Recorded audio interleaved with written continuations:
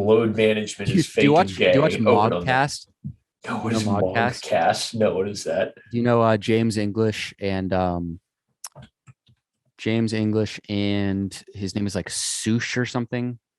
Are these like bodybuilder guys? Yeah, they work out at Alpha Elite and they're sponsored by More Plates, More Dates supplement company. So they're like the Ah, best of both worlds.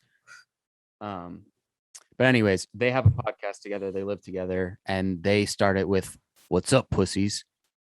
so So pussies. we could take there. Dude, that could be our They're intro. like, "Yo, what's up, pussies?" This episode is sponsored by this protein bar. Dude, they got That's Greg Doucette, the greatest yeah. They YouTube get into all sorts influencer of of them all. into drama and shit, and they talk about their dosages and all that fun shit. Maybe the gimmick for this podcast should just be it's our steroid journey, and we both get on steroids and like talk about it every week. Yeah, and like And episode 9 is like our we introduce video and it's opening up about my acne problems. Like I haven't even gotten bigger yet, but I've got acne all over my back, we're and I'm just like, like it's worth it. we're It'll both be covered okay. in boils and like losing our hair from overly aggressive dosages. I Balls have just literally do shrunken not into have a nothing. testicle left. Like my testicles are gone, but having fun. I mean, that scares me about TRT. Is my balls shrinking? Ah, who cares? You don't need them anyway. But can you still like come? Yes. So how are you?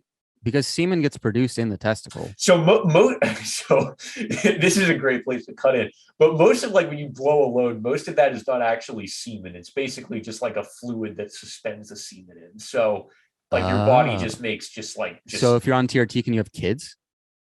so the real answer is it probably depends on the dosages. I know a guy I used to work for was on steroids for I think literally since he was 14.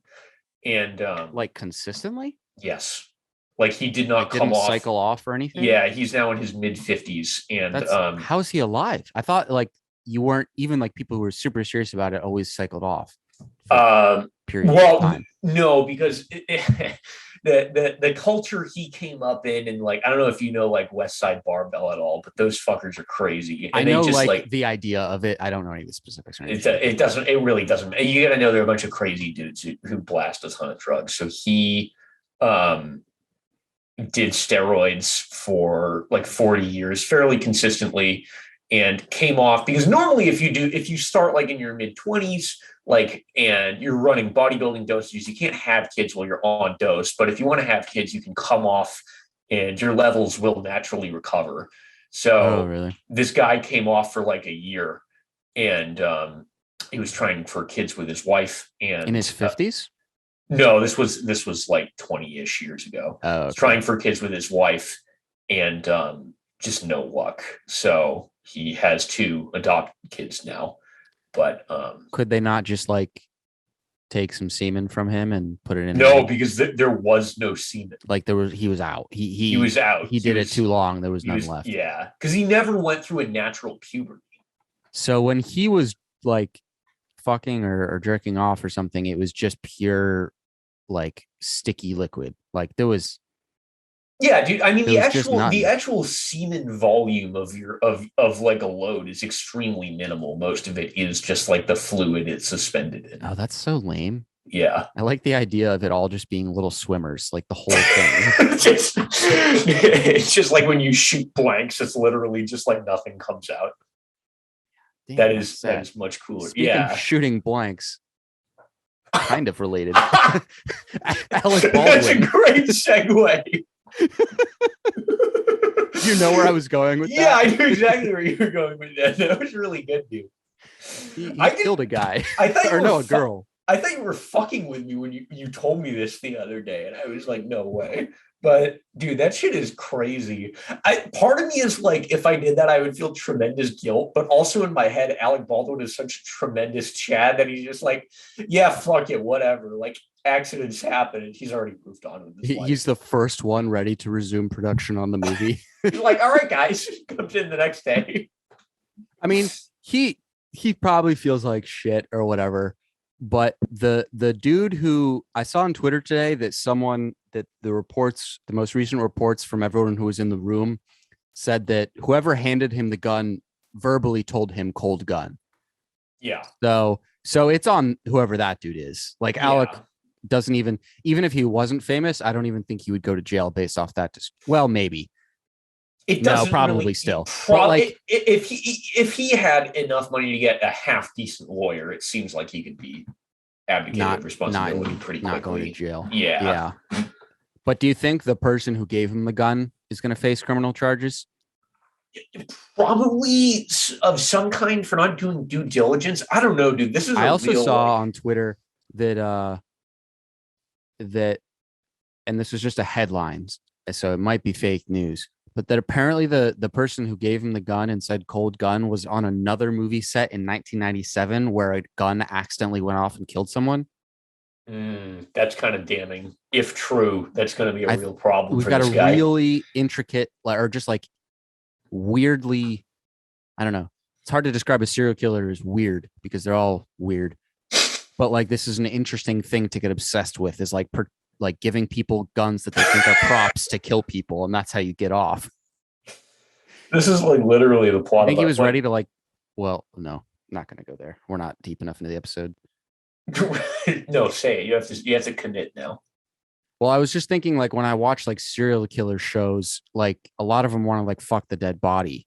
So do you think once they're no, but they pulled off the body gets sent to the ambulance. So even if he had like some like sexual attraction to the dead body, there wouldn't have been time. If he was trying to fuck the body, this was 100% the wrong way to go about. The wrong way to go about. Yeah, I mean, like maybe in the back of his mind, he was like, maybe there's a chance. But like, it seems unlikely. Oh, it'd be so fucking hot, bro. It would be so fucking. Watching her bleed out. What if I fucked the body in front of Alec Baldwin? Because Alec Baldwin is perhaps one of the most alpha men. Would consider saying "fuck out of here." You're not gonna fuck this bitch who I just killed in front of me, dude. No way. I'm gonna fuck her, dude. My kill. Wow. That's how men function for the majority of history, right? It's raiding true. towns or whatever, and I kill my woman. I've listened to enough Jordan Peterson to know that that's the case. Do you think Jordan Peterson supports that? If you kill a man, you get to fuck his wife. I feel like now that we're in a more progressive era, if you kill a man, I mean, you can fuck him. After all, a hole's a hole. You can fuck him too. And maybe his wife can watch, legally speaking. I believe this is actually the plot of The Last Duel. I could be wrong. I mean, basically, yeah. Adam Driver does fuck some dead, or maybe he kills some people while he's fucking them. I don't know. Whoa, spoilers, dude. No, he just doesn't do any of that. But he's an asshole. He's just a modern day frat boy is all he is in that movie. He just likes or he's like a wannabe James Bond or someone. Like, he doesn't actually do anything cool, but he likes the idea of being alpha and like fucking married dudes' wives. Damn. So that's kind of all. It's kind of boring. I mean, I don't know. That seems very true to life, dude. But anyway, Alec Baldwin, he's one of maybe the second most alpha man alive after Noah.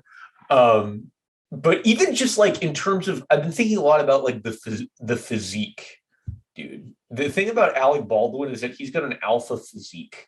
Because let's be honest, as soon as you start trying to like have a quote unquote physique, you've already lost. Alec Baldwin is just like, he just exudes raw power. Alec Baldwin has the physique of a WWE wrestler who needed to retire 5 years ago. Yes, that's pretty accurate. Yeah. The Big Show. Remember him? I think they probably have pretty similar physiques. Or Kane. Kane is, did you know that Kane is the mayor of a town in Tennessee? What? Are you serious? He's simultaneously the mayor of a town whilst still being an active member of the WWE. Dude, that's badass. Good for him. Yeah, but what's so funny about it is that he's a mayor in a southern state. So in order to like keep his popularity up, he has to post all this anti-mask shit. Mm-hmm. And his whole persona is about living behind a mask. Some delicious irony right there, dude. Yeah. That's dude, I can't fucking breathe behind this shit. I'm pretty sure if you're a mayor of a southern state, you actually do have to like fight dudes to keep the mayorship anyway. So it's honestly probably good that he had all this training under his It's belt just a before he came duel. in. That would Dude, be if awesome. you live in like a small town where like the impacts of what you do don't actually matter, it would be much cooler if they just had a duel every 2 years. That would be pretty sick, dude. Just a good old fashioned whippity whippity. Oh wait, we're not recording video. Need to remember that. But the revolver thing. Yeah. Yeah. That's my favorite It would be style. much cooler to have a duel with swords for some contrived reason. Like in It would be Dune. cool, but like I think because of movies and shit, we would expect people to have like interesting fights, whereas in reality, it would just be this super defensive, boring, like lame shit. Yeah. Have you seen those dudes who are basically like it's a glorified LARP thing and they fight in like full Yeah. armor and with swords and shit? Yeah, It does we not had some look of those at anything school. like. No. But like people with like authentic medieval equipment and they actually Oh, try like and role fight playing like and shit. but like yeah, but Or like reenactments. yeah, like reenactments, but it's like realistic. Yeah. Um I it's worked a with someone who did those a lot. it's a lot more brutal and like less cool looking than it is in the movies, unfortunately. Yeah. Well, you never move that fast. Like there's like the main character in like when they're wearing like 75 pounds of armor or whatever the hell they're wearing, like cutting down 8 guys within the span of 10 seconds, like you see in a movie clip, just isn't realistic. Yeah. Oh, that's actually, I just Googled how much would full plate armor weigh. Full plate armor was 33 to 55 pounds, which is way lighter than I thought it was. The wearer remained highly agile and could jump, run, and otherwise move freely as the weight of the armor was spread evenly throughout the body. That's kind of, I mean, but it's still like I mean, it's still heavy, obviously. these dudes were what, eating bread and drinking wine and not sleeping great and then fighting all day long. I can't imagine that they were like peak athletes. I mean, I'm sure they got in good shape, I guess, but I don't know. I mean, I'm sure some of them were like sick fighters, but they weren't. It wasn't like slow mo.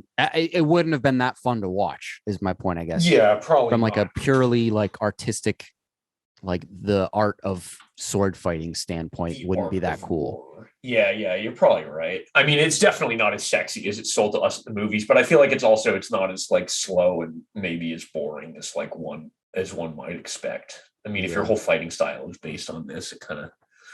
Do you think that the Spartans were actually like the coolest fighters of all time, or have we over glorified that? Like the whole idea of fighting without armor is sick to me. They're just like, yeah, we don't give a fuck. Yeah, is that even historically true? Like, did they actually just not wear armor? I don't know. But it was mandatory that you had to be sub 12% body fat. Although in that society, given the diet and mandatory workout routine, I bet it was like physically impossible to be above 12% body fat. Yeah, dude. I doubt that they were as hashtag aesthetic as 300 may have sold to us, but I mean, they might not have been that far off, though. They probably weren't, honestly. They probably didn't have like the muscle mass in the shoulders and arms and places than like bodybuilding aesthetic, but I bet they were lean as fuck. Yeah. The other thing is that, and this was definitely true for the Athenians, is that the warrior guys would also like row. So you got to imagine they had enormous backs because they were all rowing the boats. They had big old lats. They got the big lats, but like one beefier side than the other because they would. I don't know. Maybe they'd switch which side of the boat they were on. I hope they would have swapped, dude. Thinking about the difference the muscular imbalances. Yeah. Oh, that would have been such a bummer if you just had one side that you could tell was so yoked. You were like constantly had to walk like this. That would be kind of intimidating, though. You're like living sideways. You could make some cool, like, I don't even know I'm going with that. Anyways, we got distracted. Not speaking of, but shall we talk about Dune? Dune, yeah. All right. So I'm mostly interested in your thoughts because I think I went into this with like probably a lot more expectations than you did. More expectations? Not necessarily higher, but like I've read about the first half of the book. I'm pretty familiar with the lore. Well, how roughly how closely did it follow the first half of the book? it's so they changed lines of dialogue and rearranged some scenes, but overall it is extremely faithful. I think I would compare it to, it's about as faithful as Lord of the Rings is to the Mhm. Lord of the Rings books. Interesting. Maybe I think they cut a little more, but if there were to be like a Dune like extended edition or whatever, then it's extremely I do wish it consistent. was a little bit. I think it would have, and we can obviously get more into it, but I think my general takeaway is that had part two been released like a month later, I would have really liked it. But as a standalone movie, it wasn't enough for me. It Yeah. feels as if they made, like, when I think about how much I love The Fellowship of the Ring, Mhm. like if you just took the first half of that movie and expanded it into a full length movie, it wouldn't be enough. Yeah. Um, Like, yeah. you it needs to have a sort of, I hated I don't want to say I hated, but it's like a, I mean, you're following the books, and I get that, so you can't just like make up. I would rather them follow the book than make up some big ending Mhm. fight scene or whatever that didn't actually happen. But the way it finished with Paul fighting the Fremen dude, and that was like Mhm. the climax, was like that one fight, and then like, and I get that it's what it symbolizes is the importance of it, not the actual Mhm. fight itself. But yeah, the No. whole thing, it felt like, so it was very similar to my takeaway when I left the theater after watching Captain Marvel, which was, that was fun, but I liked that because I knew the Endgame was coming out like 2 months later. I was like, all Mhm. right, this is just an extended preview of that. Like, it, like on its own, I didn't actually think that the movie was anything that special, and so that was my very broad takeaway from Dune. So I'm gonna mostly agree with you there. Is that if I look at the movie like that way, in terms of just taking it on its own as a movie, it's actually like a lot less of the sum of its parts because like the end is so underwhelming. Mm-hmm. Um, where honestly, I feel like the best comparison in my head is like the end of like Halo 2, where it ends on a cliffhanger and you're like, oh, it's going to be like 2 years till the next game comes out. Yeah. And like, And so hopefully it'll you be lose good. some of the emotional attachment when there's that much time. I agree. I think What the I would have, way, if there was ever a time to just fucking send it and say, fuck the norms, we're going to make a 5 hour movie, this was it. Because the yes, world was it's not just one world, the universe, the look, the characters, the soundtrack, everything was fucking gorgeous. And it was that's, like as yeah, beautiful a sci-fi movie as it gets. Um, and all the different like cool nerdy technology with the different yeah. like buzz copters, whatever the fuck those things were, and they're like they're blue shields where it like turns red when you get a death shot. It's like nerdy shit, but it's super cool. Yeah, But I could feel that there was like there's such a big thing coming, yeah, but it, yeah, it just, it felt like, what it felt like on its own was the first half of a really good movie. yes, yes. That's the best way I'd put it. Yes, I 100% agree. I think when the second movie comes out, and I would love to go to theaters and see a 5 hour cut of both movies Yes. with an intermission. If that was And if that was offered, that would be incredible. I also I, need to see this again on a huge screen yeah, dude. with louder music, because we Yeah, saw it on a very average size screen. like I'm really glad we didn't settle for watching it on HBO Max. But Yeah, that would have like, sucked. I feel like anyone who sees this movie should see it in the best possible theater they can. Yeah, this is definitely a movie where the look and the feel and the sound of it matters a ton. Yeah, I was like, and watching it, and this is why I say it's less than the sum of its parts, because the journey to get to the ultimately kind of underwhelming destination is so fucking cool, and like the universe is so interesting, and like the Mm-hmm. characters are well acted enough that like the audience buy-in is like halfway through the movie. I was like, I hope this movie makes $1 billion. Yeah. um because I desperately want a sequel that's as good as they can possibly make it. Yeah. I hope that, well, I mean, people like the book a lot, so hopefully the way it finishes is super interesting. Is it just a standalone book and there's no other world? It's just one thing. No, it's a series of like 6 books, but the first book I don't want to say it totally stands alone, but it stands alone pretty well. Is Uh-huh. that if we get a duology out of this, like I would be happy. What does that word mean? You mean just two movies? Yeah, if we get two movies and no more Dune, like that would be fine with me personally. Yeah. Well, and if they're following the book, then that's fine. But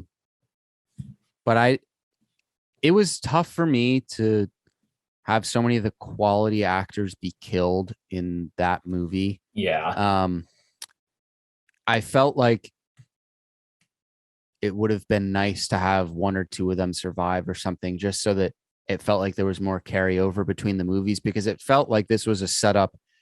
Essentially, this was like just a background for the whatever's coming for Chalamet's character, and showing you like all the things he's been through.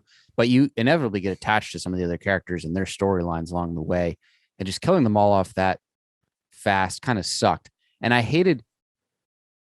got so attached to the house, what's their house? Atreides. Yeah, that the whole house just dying sucked. Like literally, except for Chalamet and his mom, they're all dead, right? Yeah. I literally thought every single one. And does that happen in the book? Like literally the whole house dies? Yeah, pretty much.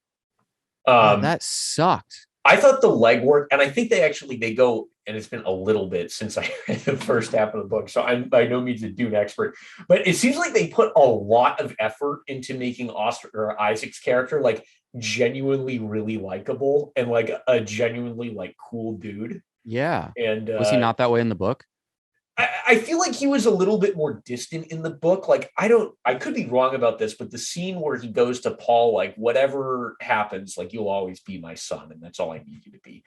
That, I'm trying to remember if that's in the book or not. But that at that moment, I was 99.99999 without having read the books percent sure that Oscar Isaac's character was going to die. Yes. Yeah. So when did you think it was going to happen in relation to when it actually did happen? I thought what was his dad's name? Just so I can call him by the character's name. What is it? Leto.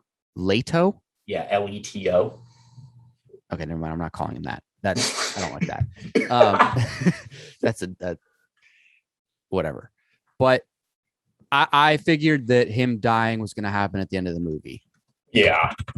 But or that somewhere before the whatever giant final battle climax, whatever the heck happens, like he's going to die, and Chalamet's character and Paul is going to have to overcome it, and he's going to have to it.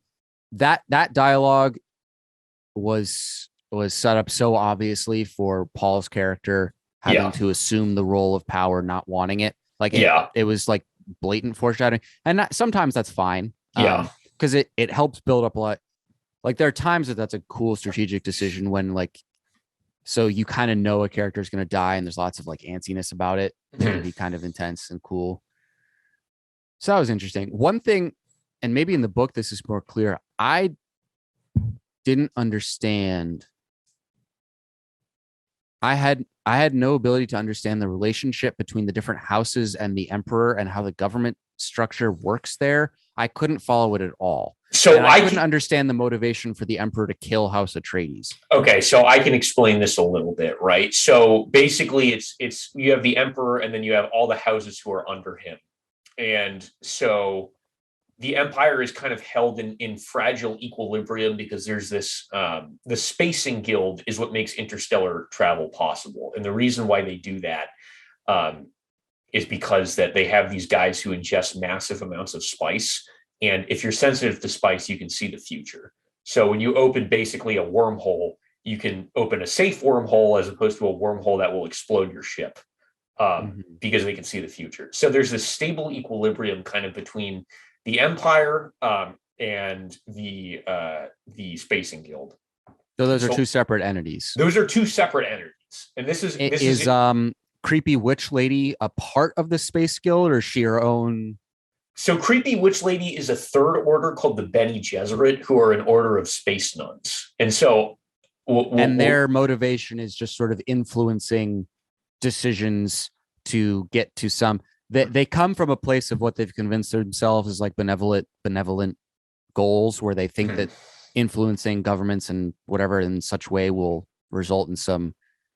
I mean, it sounded like they were hyping up Paul's character to be this like kind of like God figure, but that they in are do they at least think that they're doing it for the right reasons? What Yes, they were doing, they okay. do. So their motivation is they've been at it for like actually tens of thousands of years of like crossbreeding genetic lines to produce kind of like the perfect human. Because what the Bene Gesserit can do is, when they're fully trained, like that old lady was, is they can look into the ancestral memories of their mother's side, and like all the women in their mother's side, so they can kind of like basically see into the past.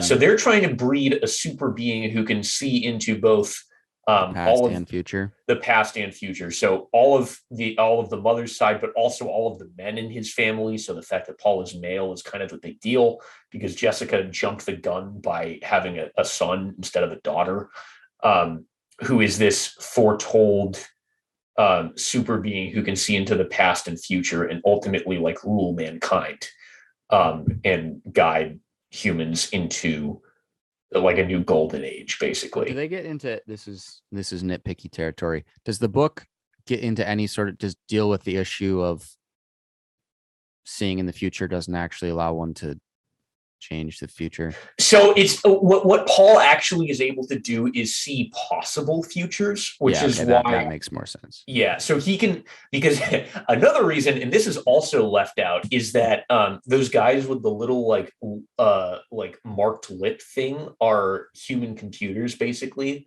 Like they're basically just trained to like be able to do mental math really quickly. So they're called which guys? The dude who, the one who came at the very beginning of the movie, to make Oscar Isaac like be like, yes, I will go to Sand Planet for the Emperor, or no? Yeah. So they've got the bottom little lip mark, like the evil fat Baron guy has one. Oscar Isaac has his the guy who he's like, I don't give a damn about your honor, go find some spies or whatever. The guy who he's talking to there is his mentat. Okay. Or like human computer. And the reason for that is it says the movie's in the year 10,000. It's actually 10,000 years after like humanity fought a war against or fought a war to wipe out all like computers, basically, or all like AI. So there's no computers in the world of Dune. So this is like a major plot point that's just kind of like glossed over. But I never realized that, but that's true. Yeah. So those guys are important because they can do all the math. This is also why spice is so important, is because it lets people see the future and thus make like interstellar jumps that you would normally need like extremely complex artificial intelligence to like do appropriate calculations for. So and is that, what's the name of the planet? Arrakis. I couldn't get over the fact that that's just too similar to Iraq. Yeah. Arrakis. That was kind of bothering me. Yeah. But anyways, is that the only planet that has spice? That is the only planet that has spice, which is why it's the most valuable planet in the universe. Yeah. So the Emperor's whole play is basically that Leto is becoming more popular amongst the houses of the Lancerat, which are not important, but it's basically like there's a bunch of houses. He's becoming more popular to the point where he could theoretically challenge the Emperor's power, which seems to be exactly what he's trying to do, because he's talking about like desert power and how like he's going to like try and basically get buddy with the Fremen, who are like great warriors or whatever, to be able to potentially challenge the Emperor. So the Emperor's whole play is to bait Atreides and Harkonnen, who's like the fat guy's house, into a war with each other, because the Harkonnens have a ton of money from spice mining, and so that they'll both severely weaken each other, and the kind of the equilibrium of the universe will be held. That's what the Emperor is trying to do, and that's why he hands over Arrakis to House Atreides. Okay, so that's why he tells. So, but was Harkonnen? They were kind of in on that the whole time. They were not. They were kind of in, yeah, is kind of seems to They were be like kind the of informed. implication. Yeah. Yeah, or like they know They that were like informed in such a way that it made it seem like the emperor was doing them a favor. yeah. I mean, it's like clearly like, oh, this is like sus Here's your and chance to take out yeah, Atreides. yeah, basically. So Harkonnen's like, in the grand scheme of things, they're just more like douches as opposed to the genuine enemy. Yes, yeah. They're Okay. just douchebags who want money. So Basically. do we get any sort of sense in the books like how many planets are in this empire It seems like it seems like a and lot. how many houses there are? Like a lot, a lot, a lot. So how many houses are there? That's what I was. But every planet that's in this empire is all controlled by a house. Yeah, and I think most houses have looks like at least 100. Just looking at Wikipedia here, 100 houses or planets? 100 houses. Oh wow. So you got to remember, we're 30,000 years in the future, approximately by this point. So 10,000 years after we wiped out all the computers. Yeah. So these are all just happen to be planets that we've discovered across the entire universe that are breathable. Yes. Okay. Just roll with it, because again, we can travel through space basically like, instantaneously. You can, as far as like sci-fi logic goes, that's not terrible. Like there's Yeah. like an almost infinite number of planets out there, right, in the known universe. So whatever, that doesn't bother me. But so it's sort of the power structure is such that on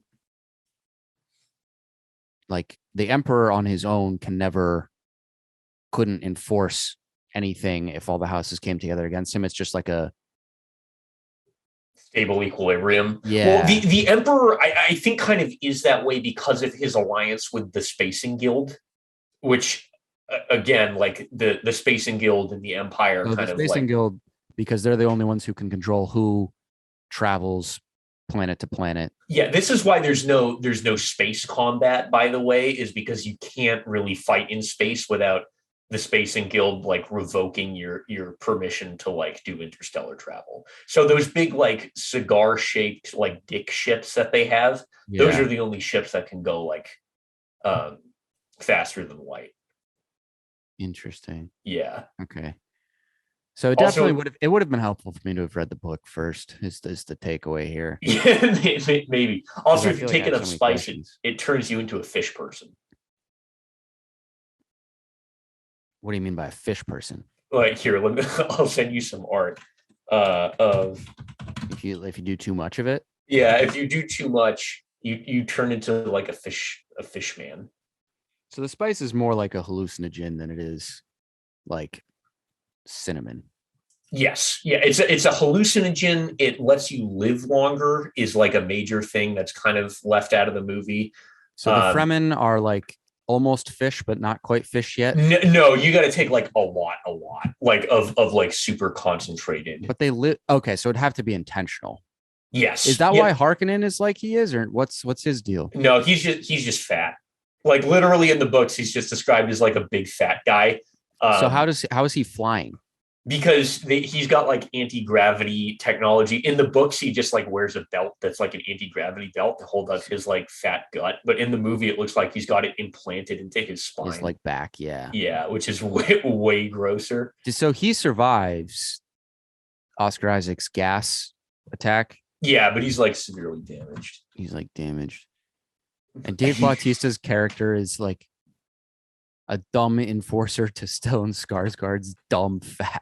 I love that. Just like the evil guy is like, here, I sent you a picture of what this is from the David Lynch version of Dune.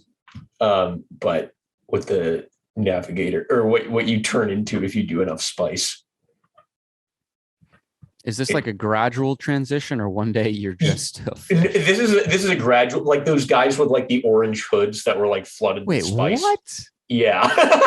it's a little weird. A human transforms into that? Yeah, this is over like thousands of years of spice exposure though. So it's kind of just like a big brain and it's like all that's left. Yeah, pretty much. Big brain. Big brain. Lamau. Okay, so interesting. I feel like I had more questions. Oh, So this is probably a better picture. So where is so the second movie, assuming this makes enough money, the general plot is going to be Paul rallying the Fremen and maybe another house or something possibly to fight a war against the Emperor. Basically, yeah. Paul makes a play for the throne. I won't say much more beyond that, but that's basically it. Damn, so it's gonna be like a whole new cast. Yeah, kind of. Yeah, because you got to have. I assume the Emperor's going to show up in some capacity. Yeah, and Stellan Skarsgård will be there. I wonder if they'll join forces. No, he killed his dad. There's no way. He would never let that happen. Yeah, so it's again, it's like the climax seems potentially interesting, and again, it seems really like half to 2/3 of a movie. Yeah. But damn, that's such a bummer because I got so. My favorite characters were Oscar Isaac and Josh Brolin. Yeah, so I feel like I don't like Paul and whatever Zendaya's character's name were like my not least two favorite characters, but characters I cared about the least. Yeah. So, I wasn't. I mean, good Lord, Zendaya had what, like 4 lines? She can't act. Zendaya is acknowledge that it was terrible. Like her. She's barely in the movie. I don't know, dude. Her acting didn't bother me. It wasn't like phenomenal, but I just like, I don't know. I didn't notice it. She was like this, like meant to be this like goddess type character who was like the key somehow to Paul achieving his goals, and like I built up to have so much importance.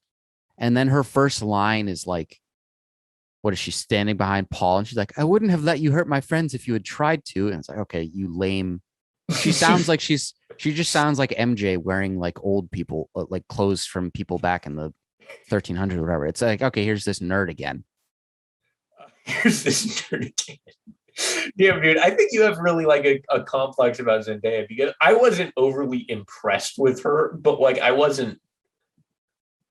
don't think I disliked her as much as you may have, but I was not a fan. I also don't think like Timothée is not at a point yet where he's ready for that role. He's just too much of a pretty boy.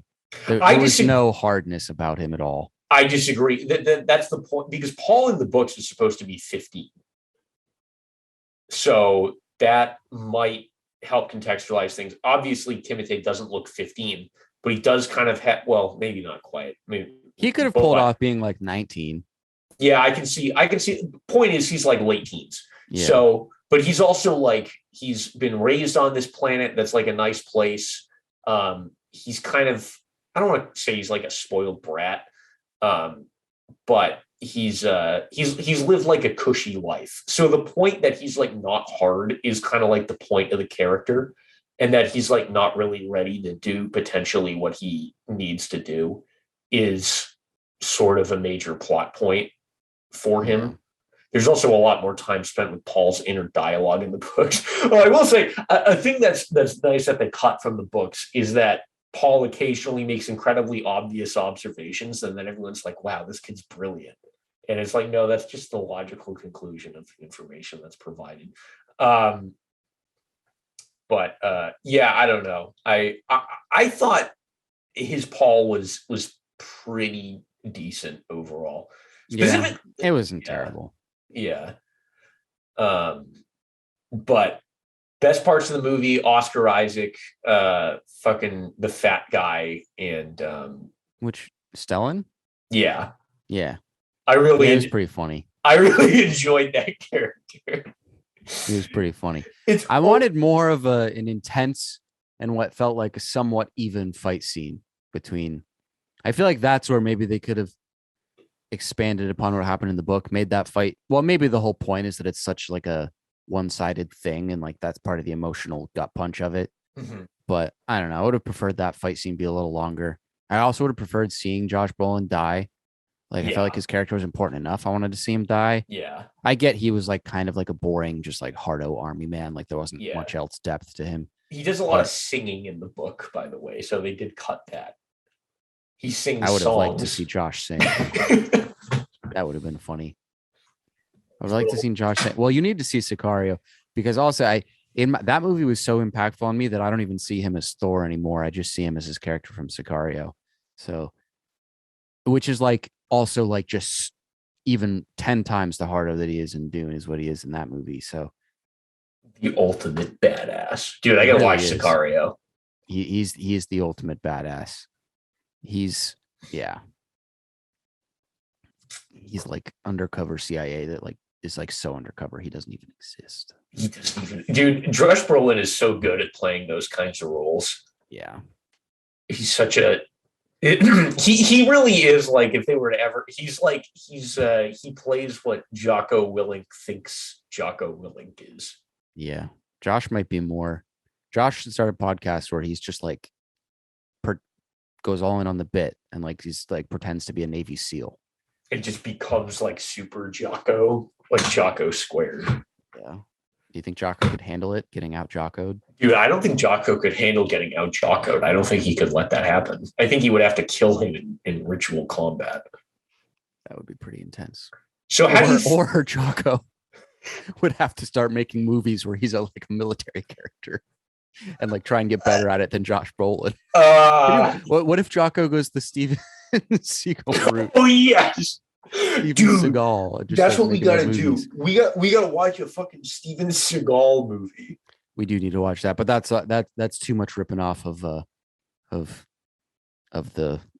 holy podcast. Holy, we can't do that. Peace be upon them. Yeah, dude, I don't know. I mean, we could. Yeah. I've watched 2 of them with my brothers, just as a can we possibly sit through this? They're awful. Are they genuinely laugh out loud funny, or is it more just like this sucks? That's the problem. Is there's a few scenes that are genuinely laugh out loud funny, but most of it is actually just painful. There's one I think called Flight of Fury or Flight of something. I think it's alliterative. But anyway, is that there's just like stock footage of planes flying around. Like literally a quarter of the movie, because obviously like there was no CGI or anything. So it's just fucking it's that would make me laugh. I think that would make me laugh. Probably really funny if you're high. So yeah, that would certainly be the way to do it. Let's get high. Is to get to get to the point where you can't move and just force yourself to watch the whole thing. That'd be pretty intense. Anyways, but I feel like there's more to say about. I really liked Jason Momoa's character, and I liked the fact that they didn't put him on like the hardo Josh Brolin character side of thing. I feel like he was good cast as the character Duncan, but I wanted him to survive so bad. I mean, I knew he was going to die because that was even more obvious than Oscar Isaac because of Paul's flash forwards.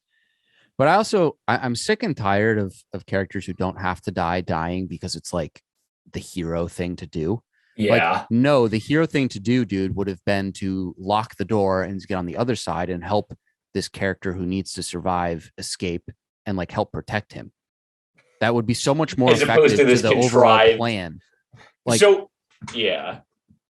I mean, you're right, but it is such a good moment and such a good fight scene. I'm kind of willing to excuse it, even if you are right. It doesn't. Well, just find a way then to make us convinced as the audience that he had no choice. Yeah, like have I don't know, sequence it in such a way that some of the fighters get through or get far enough, or just change the way the structure that they're in is. Do something in such a way where you know that he had no choice. Like make Jason Momoa's character have a moment where you see his face and you can see in his eyes he has to, like, he's about to die. Is he going to die just him, or is everyone who he's with going to die too? And then like have him go sacrifice himself or whatever, and then it's cool. But like having him hug Paul and just to immediately die, it after watching everyone else die, it was too much sadness to make me. That was the bummer of it too, is I feel like in 2 years or whatever, if there's another one when the next one comes out, my Mhm. lasting memory is going to be like all these cool characters that I like dying. That when the movie starts without all of them, I'm going to be like bummed out from the get Yeah, go. yeah. And Um, we don't have any attachment to any Fremen yet, right? Who are going to be like our main allies in the second no, movie. I mean we've got Javier Bardem, who is usually a pretty goddamn good Oh my actor. god, Although, I didn't even realize that was like him, but it is yeah, him. yeah, So he's going to be in the second one. yeah.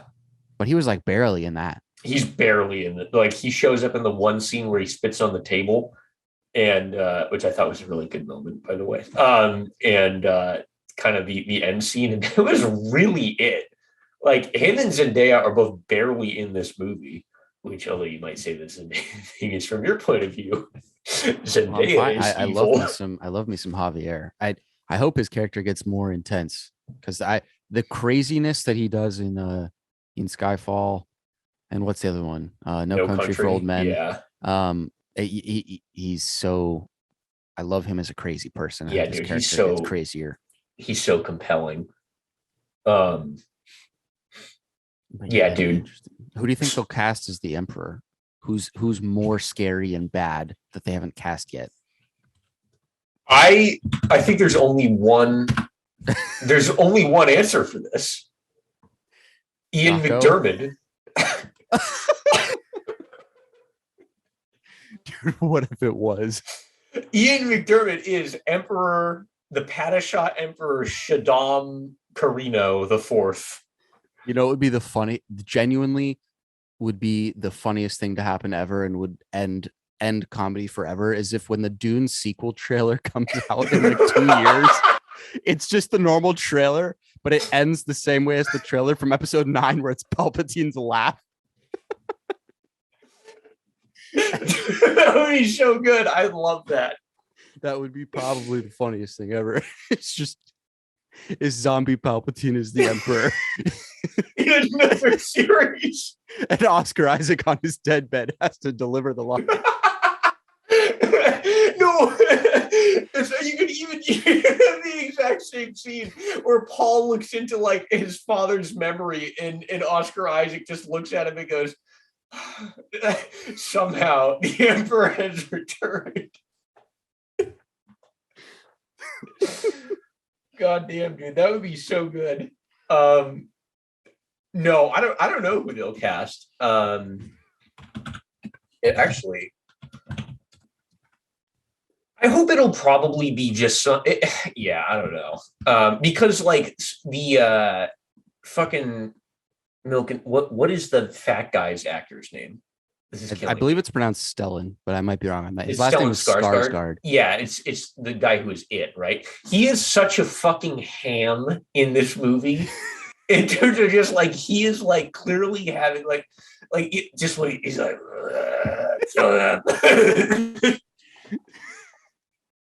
Yeah, that's all his character is. I where he's like he's eating the food across a naked Oscar Isaac. That is such a he's just so fucking gross. Yeah, He's such an off-putting character. yeah, he's a snake. He's very snake-like. He's very snake in an opposite way than Voldemort, but very right. snake-like. He's like a fat snake as Yeah. opposed to a skinny snake. One of the ones that it wraps all around you to kill you, Yeah, instead of poisoning you. Yeah, instead of wrapping around you though, he just sits on you with his fat fucking gut and lets his full weight just come down on you. That would probably kill you.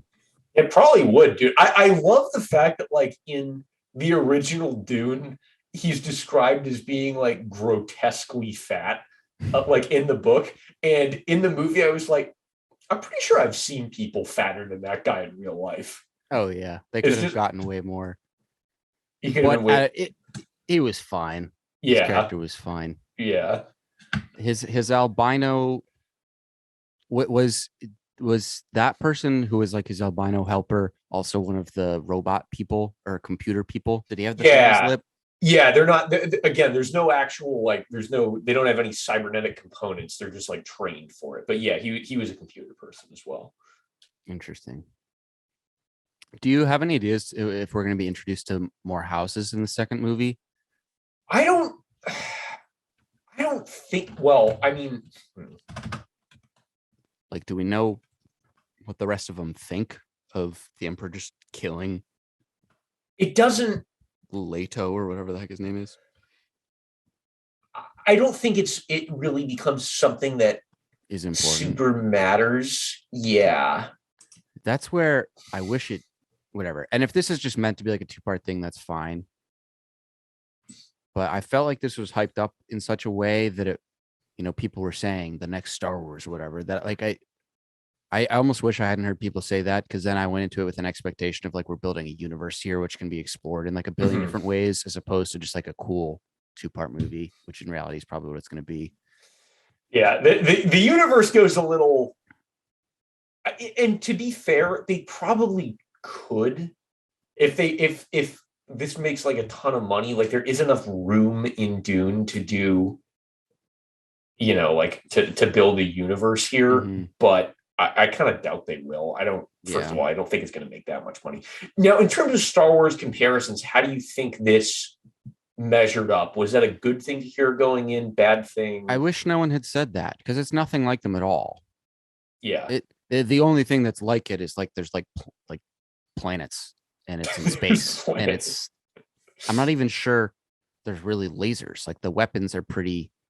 They're futuristic, but it's not like stereotypical like guns shooting lasers and that kind of like fun, fancy schmancy wizardry shit. Like, it was nowhere close to the most intense R-rated film I've ever seen, but it was definitely like an R-rated movie. And that's not what Star Wars is at all. Like, the darkness in some of the PG-13 movies is not. It's different. You don't get mothers like risking their sons' lives due to their like devotion to whatever like fucked up religion they're in. Like you do in the beginning of that movie. That was pretty intense, and like I liked it. That was a really good. That honestly, in terms of Timothee's acting, that was pretty well done, I thought. Yeah, it was kind of a. When you think about just like I get it what they were doing, but as far as like that's your test of whether or not this can be your god, is just like how much pain can he deal with in his hand? Like, do we think he's that weak? I don't know. Well, the point really is that kind of, and as Paul gets more and more in pain, the kind of the god, more like coming to peace with it. Yeah, the kind of that god being within him starts to come out more and more as he is exposed to more pain, which is why she ultimately stops the test, as she sees it kind of bubbling up to the surface, and it's like, oh shit, that he actually might be the guy. So will they play a big? Maybe they'll play they'll play somewhat of a role, I'm sure, if there's a second one. Oh yeah. And I don't know how clear this was, but the whole thing about like the Fremen think that Paul is their savior, is like a Bene Gesserit plot that they had planted thousands of years prior. So they basically like invented a religion and seeded it among the population, and now it's been like thousands of years, and now they all buy it, just as basically a way for them to keep like control over various planets. Like, should they need to, they can be like, hey, look, we're fulfilling the prophecy, because they know what the prophecy is, and all of a sudden just have an army kind of at their will. Dude, if there's ever an argument to like ban religion to get all new age atheists on you here, which I don't actually think, but like it's just how easy and believable it is when they do shit like that in movies. Like, that could easily happen. You've just turned like a population of people for thousands of years. You're affecting billions of people and turning them into puppets and intentionally indoctrinating them with bullshit. Yes. So their whole lives are just meaningless. That's kind of what. Yeah. And they're not meaningless, but they're like, you're forcing people to live in a false reality their whole life and devote themselves to something that they know. Like, that's the most evil shit there is. Yeah, right. So that I think questions like that, and kind of like the moral exploration of that, is like why people like Dune, because it's kind of what that and all the sequel books are. That, not like what they're about, but it's a way to like ask questions and kind of explore concepts like that. Yeah. So you know what I think would have been a better analogy, and where not even necessarily better analogy, but just give me a better idea of what to expect going in as far as like type of feel to it. It felt more similar to like a Game of Thrones style Yeah. thing. And Yeah. the world was so cool. And with all the different houses and everything that, I mean, this would mean not following the book, but just like the universe of those houses and the emperor and the way technology works. Like Mhm. if someone wanted to get around and make a show that was like, I don't know how you guarantee this, but like find the people to somehow guarantee that's like as good as Game of Thrones, but in that Yeah. universe, that would be sick. That would be Yeah. really cool. But so that's like, so part of that also affects movies now is how good. I feel like I hold movies to an unfair expectation a lot of the time because of Mhm. how much universe and character development I expect Mhm. out of like really good shows that I've watched. Do you feel like Dune would have worked better as like a show? Mm-hmm. Like Yeah. same budget, same, let's just say like just like fucking money's no object, and we adapt the whole first book into a 10 episode season. Yeah. Just Would get the whole movie. If this was the first, it could have even been like a six episode, like a relatively short, like limited series or some Mhm. shit because no one wants to make a 6 hour movie. Um, if that had been the first 3 episodes of like a 6 part series, that would have been cool with me. Yeah. Um, Yeah, I kind of agree with that. I think one of the things in just talking through like all the lore is that the movie sets up the emotional stakes pretty well, right? So even if you don't know yeah. like what the like who these different factions are and what their motivations are, emotionally you know what page all of the characters are on, which is like the polar opposite of episode 1, right? Where you neither know what the factions are up to or what the people are up to. So in this, you at least like the factions, like you don't really know, but like on a human level, you're just like, okay, kind of get Yeah. And you knew, I didn't know from the get go whether or not Atreides were like a good house. it. Mm-hmm. But you catch up on it relatively quickly, and you at least get attached to the like the defining moment of that, and why the Oscar Isaac line of like be whatever you want works is Mm-hmm. because that was a very clarifying moment as to like, all right, these are the good guys. Yeah, Or at least this is a good enough guy that I can get behind and root for. yeah, and I thought the rescue scene on the Yeah, was also that to me that struck me wasn't as like necessary. a That was little too long. a little try. Yeah, it was definitely too long, dude. The Villeneuve fucking loved the Dragonfly helicopter things. There's so Yeah, much time spent on like just on shots of those that it's like kind of unbelievable.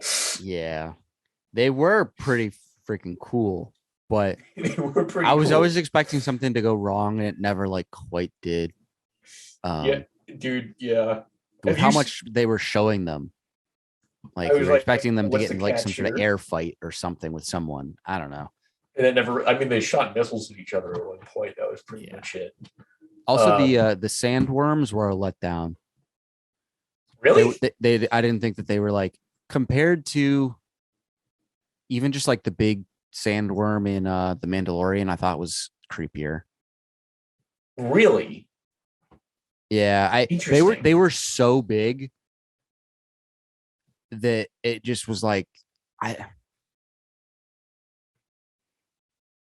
I don't know. It was like their mouths were so big. It's like falling to your death. It's not like getting eaten by an animal. Mhm, mhm. You just kind of like lose the sense of scale there. Yeah, and the way their mouths opened up into like the long like hairy things, and that's kind of all you saw. I don't know. It didn't freak me out nearly as much. I don't entirely Really, know why, but they just didn't. I feel like they didn't have the impact that I wanted them. I wanted them to somehow be a little scarier. I don't even know if they're supposed to be scary as much as they are just like otherworldly and just like incredibly like weird.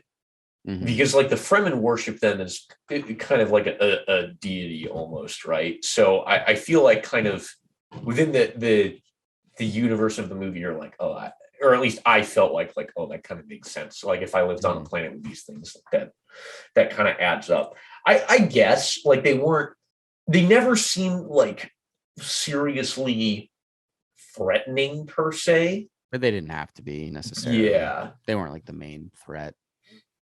Yeah. I don't know. I kind of get what you're saying, but overall, I feel like it was a pretty faithful adaptation, and I'm mostly happy. But the other thing is maybe I just don't like. I don't know what they would have done or like should have done to Wanted portray their them mouths to be differently. more slimy.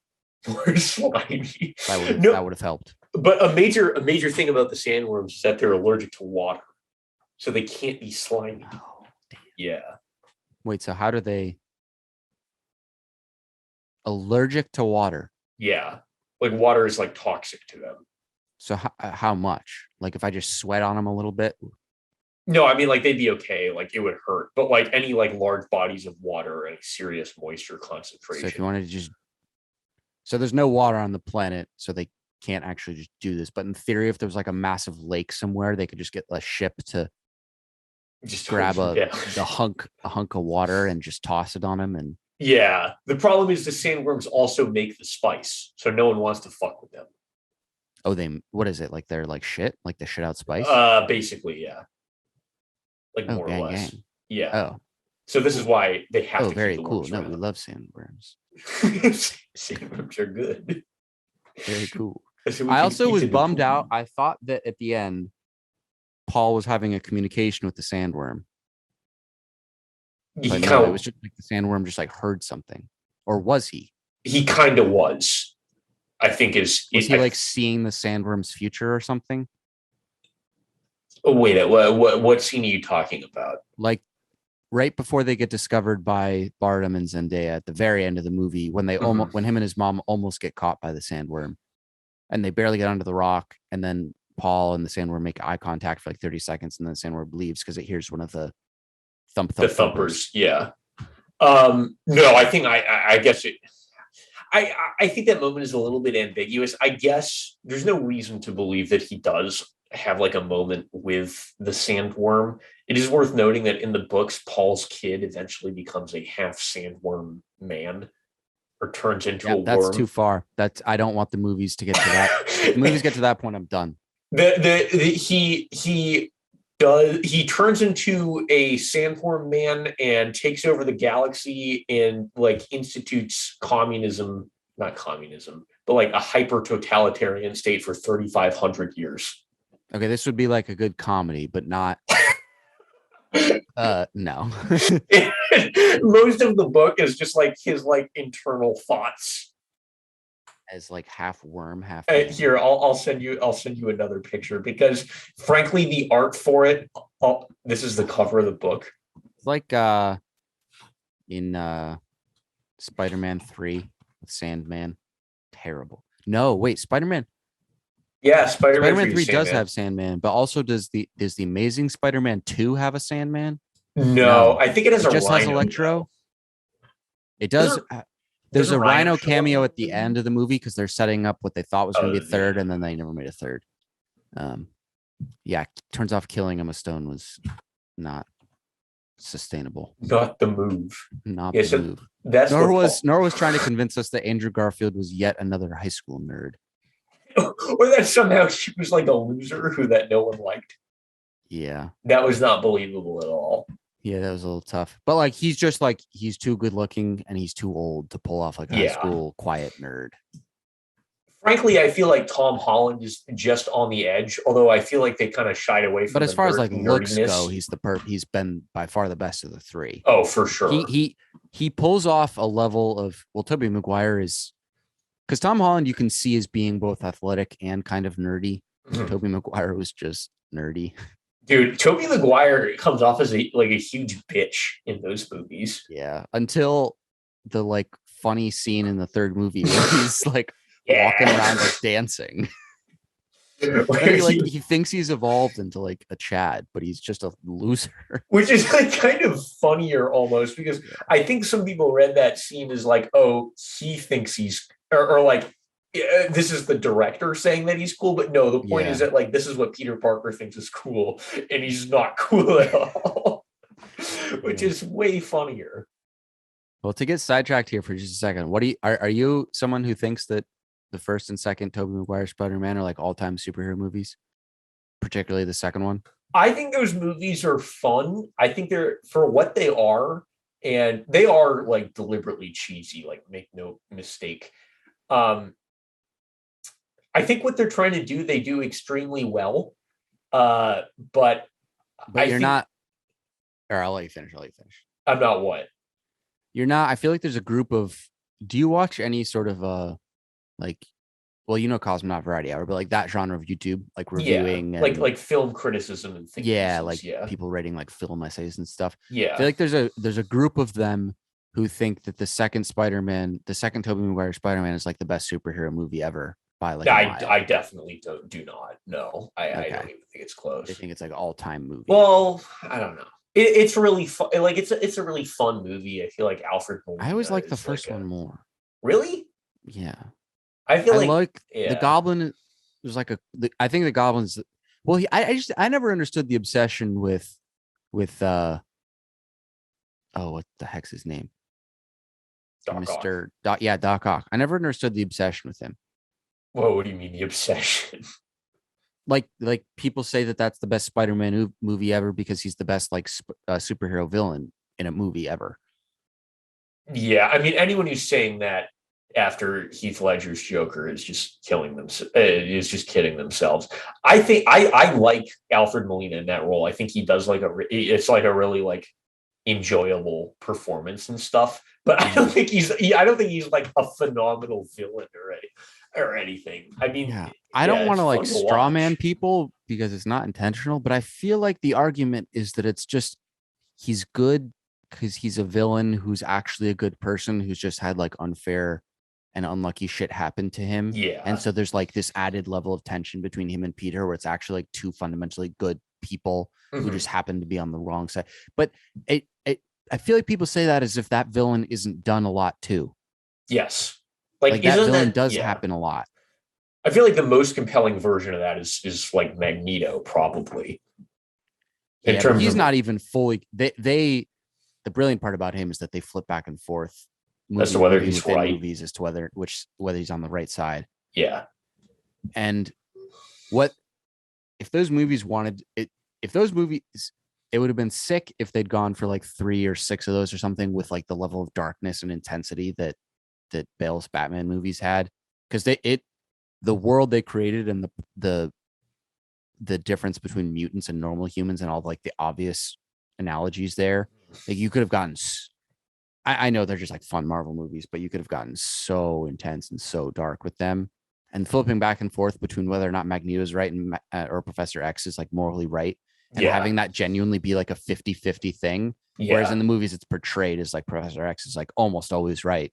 If anything, he just needs a little guidance getting to the right spot, but he's pretty Yeah. much always on the right side of history. And sometimes Magneto is and sometimes he isn't. Yeah. I feel like the because setting up Magneto is the guy who does the right the wrong things for the right reasons, like come showing in movie format how many times we're tempted to say we agree like that's justifiable, even if we don't want to commit to the idea of that being just ever justifiable, but like you could show in movie form so many ways in which it feels like it is. I don't know. yeah. Could have been Yeah. so much cool stuff to tackle there. Which I feel like the comics have. And now I'm kind of, I don't want to say I'm worried, but just like realistically, there is no way that reasonably family friendly Disney MCU is going to touch that with a 10-foot pole in terms Yeah, of I really know. plumbing kind of.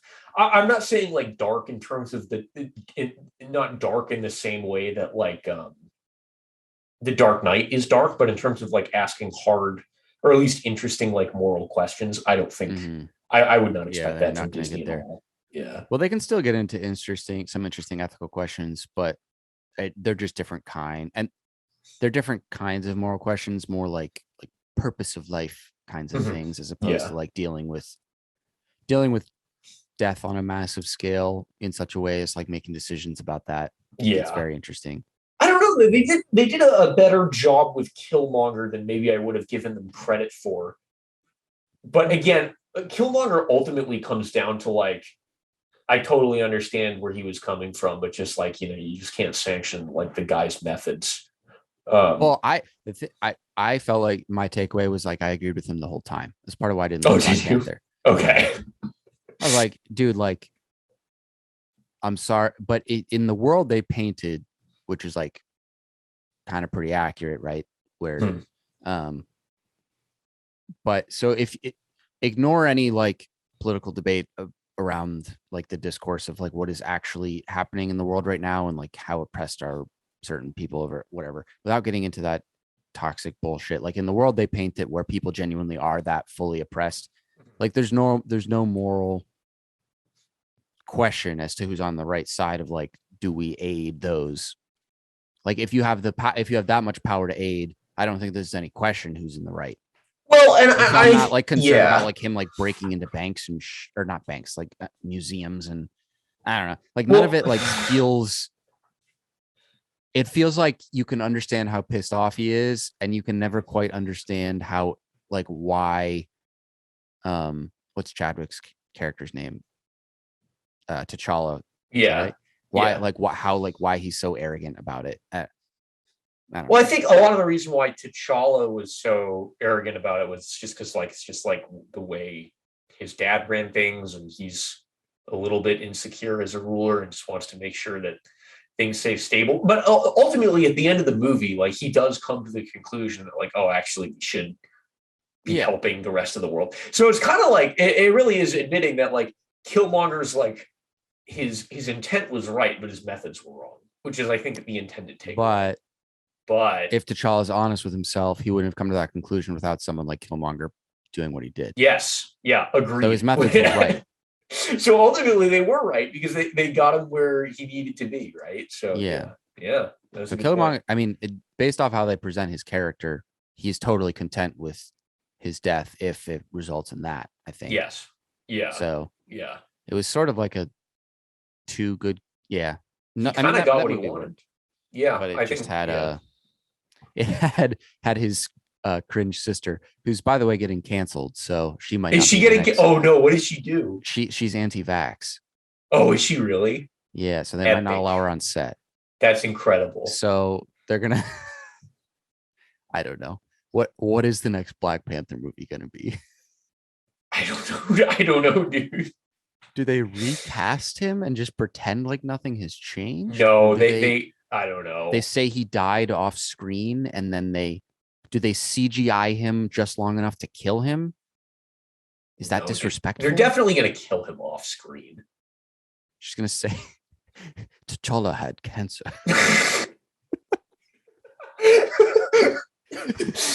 Sadly, T'Challa has passed. Sadly, T'Challa has not returned. They get Oscar Isaac to deliver the line.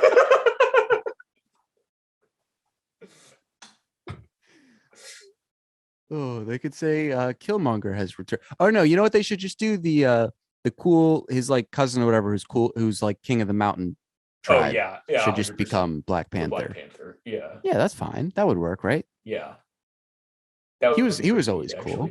Yeah, he was pretty cool. Because I think they were setting it. Martin Freeman's little nerdy ass is gonna roll up, be like, "Where's T'Challa?" Oscar Isaac sadly T'Challa. But in a world where they can like surgically remove what the heck's his name, Vision's Mind Stone from his head, they couldn't cure cancer. That would be a little. Yeah, they're gonna have to make up some other. They're gonna have to make up. He had. I don't know. He had something worse than cancer. His spirit passed into the next race. Sadly, T'Challa's spirit gave up. He has lost the will to live. They could have the same robot from Star Wars. Oh man, could they find a way, because Natalie Portman's in the MCU, could they find a way to have Jane be in the room for the delivery of that line? Jane's in there and the robot is voiced by Oscar Isaac. Is Oscar Isaac in the MCU? Yes, he's gonna be. Oh no, he's not. No, he's not. I thought he was going to be part of like the Eternals gang, but no. Oh, he's going to be playing Moon Knight. Oh, right. People are excited. I get lost. But people were excited about him taking some role. Which movie is that going to be? Because that's a villain, right? Features a complex vigilante who suffers from dissociative identity disorder. So he's going to be Moon Knight. Interesting. Well, if you're going to keep up with the MCU at all, you actually have to watch Loki, because Loki introduces us to the next like Thanos level villain, like the next big. Isn't that the isn't it Galactus, or is it Galactus? I think that's his name. He's the big guy, right? He shows up in the Eternals trailer. Oh no. Oh, all right. Well, maybe that's that the actual. was. My understanding of it was that this guy who's played by, I'm not going to remember who he's played by, but he's like a young, good-looking black actor. I don't know his name, but he's just like a fit guy, and like nothing special about him, other than that other than he's super old. He's just a guy. He's just a guy. Yeah, and he's a Thanos level threat. Yeah, but they portray it in a way that you believe it, which is what's so fucking cool. Well, now I got to watch it. Yeah, dude, that's interesting. I feel like we don't need a giant CGI monstrosity. We can just have like a sufficiently menacing dude. He's lived well. I don't want to. If there's any chance you watch it, I shouldn't say. Yeah, I will probably. Watch I think if you don't want to commit to the other shows, you can read the recap of WandaVision. You can definitely just read the recap of the Falcon and Winter Soldier. I wanted to call it the Winter Soldier. Yeah, Falcon and Winter Soldier. Honestly, dude, Falcon and Winter Soldier. That was the one I was the most likely to watch because I feel like they had a really fun like back and forth dynamic. I don't know if that actually is the case in the show, but yeah. All right. It's kind of less fun than you want it to be, because part of the fun of it is that Cap is there and he's like the part holding them together. And now that he's gone, they kind of just hate each other, and it's like, do they get over it and become buddies by the end? They're not really like buddies. They're just like, they kind of get to the same. I don't know. It's Bucky is like, it's him like coming to peace with who he is and like kind of removing himself more from the situation, whereas it's Falcon's like coming of age story. Yeah, Falcon becomes Captain America by the end, right? Yes. Yeah. I knew that from the comics. It's not a spoiler, but yeah, I think that was relatively obvious. But you also need to watch it because, good Lord, I mean, how many people have told you look like the? Yeah, I was going to say this. I've got this in person multiple times. That you look a lot like him, and if you take a deep breath and don't take it too personally and acknowledge all the insecurities that caused this actor to do what he does, you'd be like, this is me. The actor or the character? No, the character. Okay. The character is like, you could me. see yourself if you were like, I think you'll be able to see some versions of you in him. Jesus also Christ. Funny about it, because he's not really a villain. He's not a villain at all. Yeah, I know. But you hate him because he's the next Cap. Yeah, I know he does like some douchebag stuff, and then he takes a super soldier serum, and then it magnifies like the bad parts of him, and then he becomes like a super asshole, right? Yeah, but he kind of becomes less of a super asshole by the very end. Okay. Have you seen? He's a super asshole. Have you seen The Boys? No. I've heard nothing but good things, but that's a cursed show for me. In that there are certain shows that were so regularly viewed by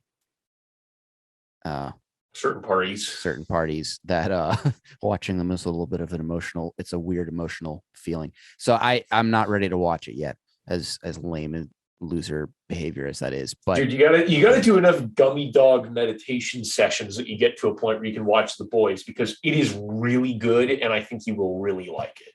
Yeah, I think once I get into it, I'll super like it. It'll be longer before like I can watch like our movies or whatever. Yeah. Like that'll take longer. As opposed to just shows that were on a lot when I was around. Like that was one of the shows she watched a ton. She watched it over and over again and always wanted to talk to me about it and always wanted to get me to watch it with her, and I never did. So it's like, oh, if I just watched it. All that kind of loser behavior. So anyways, so I avoid that slightly, and instead I watch Star Wars. but not really. Because I Watch started more watching Star Wars, dude. New movies and Dune. Which is yeah, which is not like Star Wars as previously established. Yeah. Because I feel like when I was watching the movie, I was like, how many people who aren't familiar with the book are going to be like, this is a Star Wars ripoff? Really? Wait, you thought?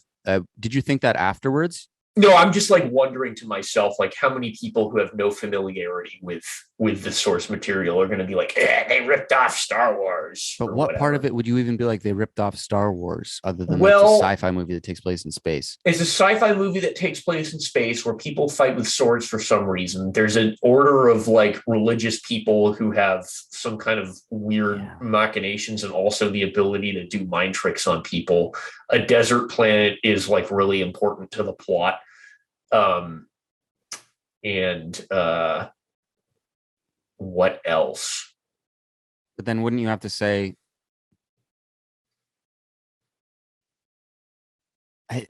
I see it, but also I feel like there's too many things that have been done that are also within that realm of where you can make analogous or analogies that I wouldn't. It's not like the characters are following the same decisions or paths or character development, and the relationships are all unique in that way. So it totally works.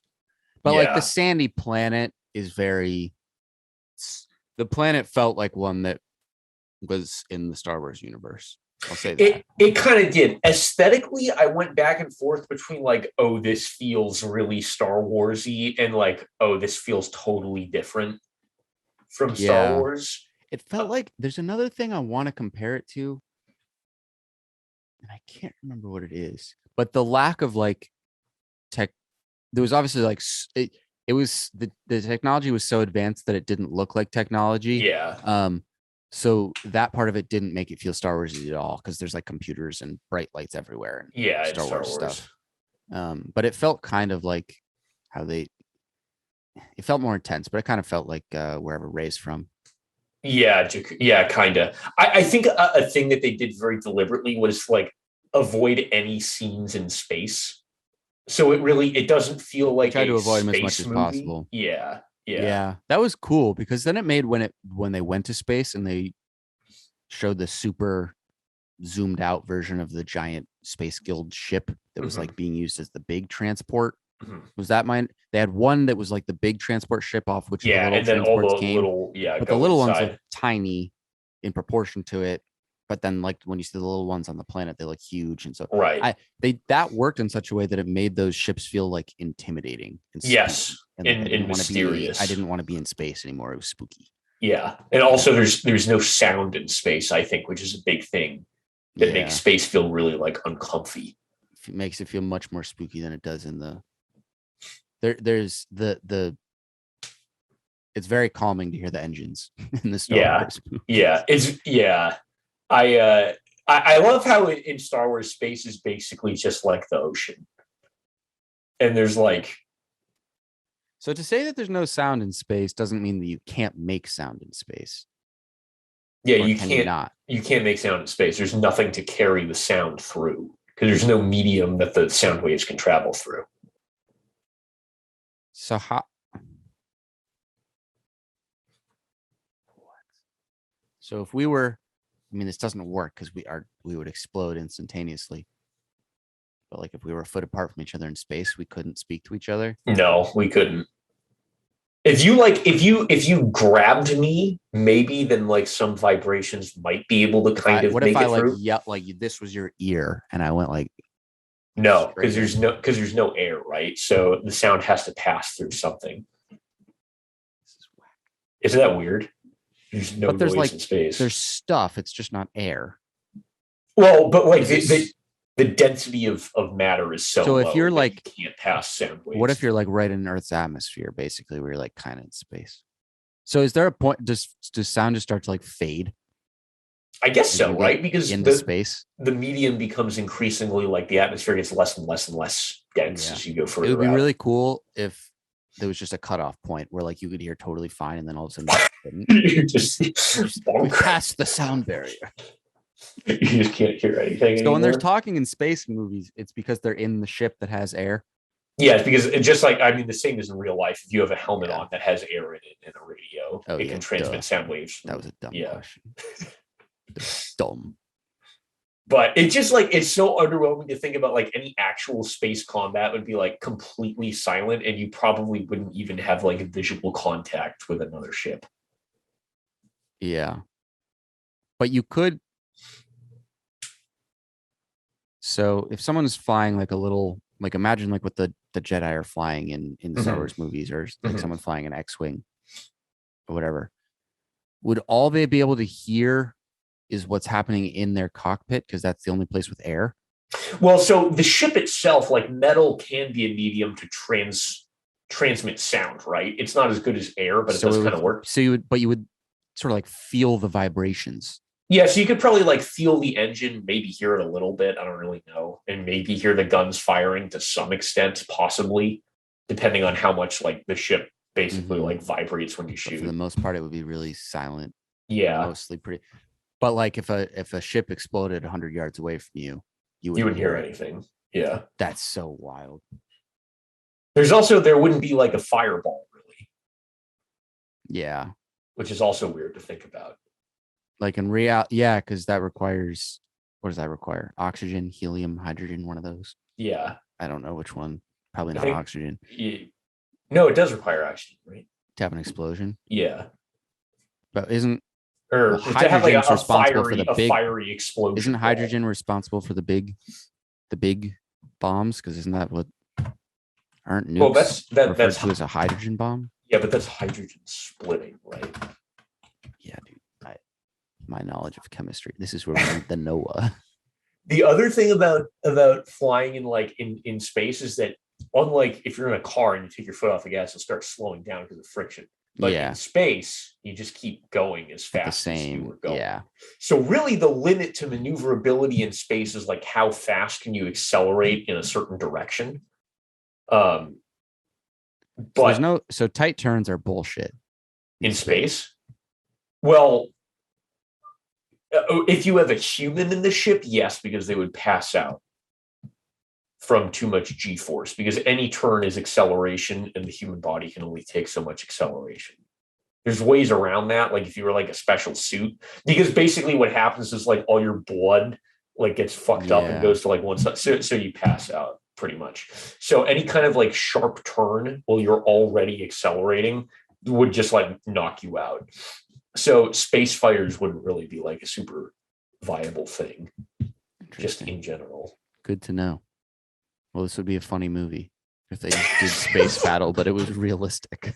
Where you just don't see anything, and it's just like an AI that calculates where to put a railgun shot, and then just like the ship spontaneously explodes. This sounds like an idea for someone who has like an ASMR channel, because it could be like kind of quiet. You're just like in the cockpit of a space battle. Yeah, just like talking. That sounds like something someone would make. And then at the end of the ASMR is an unbelievably loud explosion. That would be pretty funny.